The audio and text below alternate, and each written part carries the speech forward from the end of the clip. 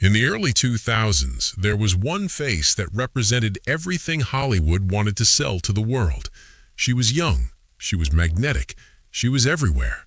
Her name was Mischa Barton, and for about 3 years, she was arguably the most famous teenage actress on the entire planet. Then, almost overnight, she vanished. No big farewell, no dramatic exit, just gone.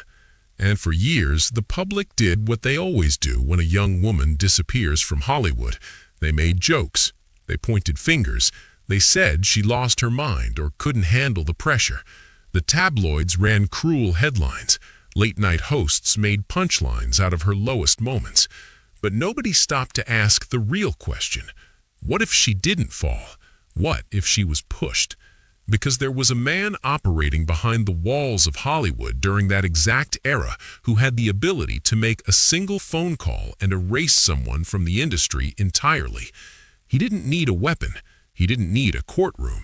He just needed access. And in Hollywood, access is everything.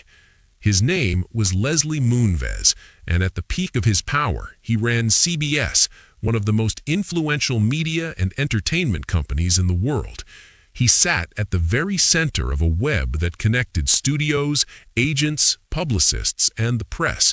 And if you ended up on his bad side, it wasn't just a bad meeting or a rough patch. It was the end. What happened between Mischa Barton and the machine that surrounded Moonves and people like him is one of the most disturbing and undertold stories in modern Hollywood history. And for a very long time, she wasn't able to tell it. But now, she is. And once you hear the full story, you will never look at Hollywood the same way again. To understand how far Mischa Barton fell, you first have to understand how high she actually climbed. Born in London and raised in New York City, Mischa Barton wasn't some overnight sensation manufactured in a studio boardroom. She was a trained actress from the time she was a child, working in theater and building real craft before most kids her age had even thought about a career. By the time she was a teenager, she had already appeared in major films. She played the haunting, unforgettable little girl in M. Night Shyamalan's The Sixth Sense, one of the highest-grossing films of 1999. That performance alone would have been enough to put most young actors on the map for the rest of their careers. But Mischa was just getting started. In 2003, she was cast as Marissa Cooper on a brand new Fox primetime drama called The O.C., and what happened next was nothing short of a cultural explosion. The O.C. didn't just become a hit, it became a phenomenon.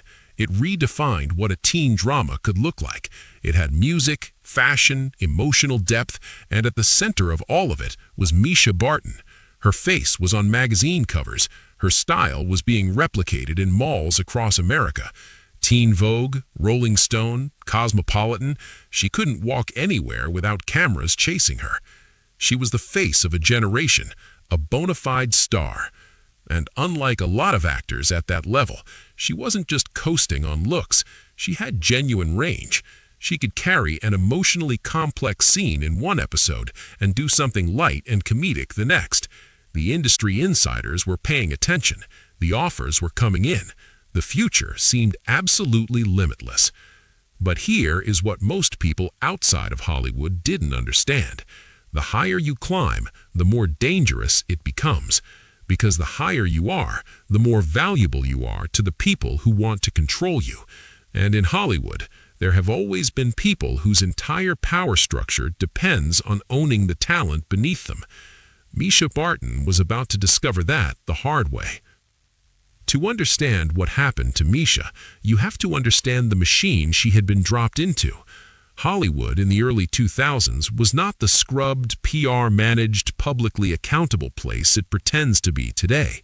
It was a world where power was concentrated in the hands of a very small number of people. Network executives, studio heads, agents who represented both the talent and the projects, publicists who controlled the press cycle, all of them interconnected, all of them protecting each other. And at the very center of that ecosystem was the concept of the narrative. In Hollywood, your narrative is everything. It is the story the industry tells about you when you're not in the room. And if the right people decide to change your narrative, there is almost nothing you can do to stop it. Young women, particularly, were incredibly vulnerable to this, because the industry had a very specific and very suffocating template for what a young female star was supposed to be: compliant, grateful, available, not too opinionated, not too demanding, not too aware of her own worth. The moment a young woman stepped outside of that template, whether intentionally or not, the machine would quietly turn against her. Roles would stop coming in, meetings would get canceled, the press, which had previously been fawning and celebratory, would suddenly start running stories that framed her as unstable, difficult, or damaged. And it would happen so gradually, so systematically, that even the victim wouldn't fully understand what was happening until it was already done. This is the world Mischa Barton was navigating at 20 years old. The cracks started appearing while she was still on top. In 2006, producers made the controversial decision to kill off Mischa's character, Marissa Cooper, at the end of the OC's third season. On the surface, this was framed as a creative decision, a bold choice to shake up the narrative. But the reality was much more complicated and much darker. What has since come out, through Mischa's own words and through various accounts from people surrounding that production, is that the environment on that set was deeply toxic. There were people in positions of power around that show who were not looking out for her well-being. There were pressures being put on her that no 20-year-old should ever have to manage. And instead of getting support, she was getting exploited. She has spoken about feeling utterly alone during this period, about how the people who were supposed to be protecting her were often the ones putting her in situations that were harmful, and about how the lines between her personal life and her public persona became completely blurred in ways that made it almost impossible to function. And instead of anyone in the industry stepping up to say something, everyone just watched. Because that's how the machine works. It doesn't protect the talent, it protects the investment. And if the investment becomes inconvenient, it gets written off. After leaving the OC, Mischa tried to continue building her film career. She had projects lined up, she had the name recognition, but something had fundamentally shifted in how the industry was treating her. Meetings that should have been easy started going sideways. Projects she was attached to suddenly found other people to fill the roles. Directors who had been enthusiastic became distant. Agents who had been aggressive on her behalf started to go quiet.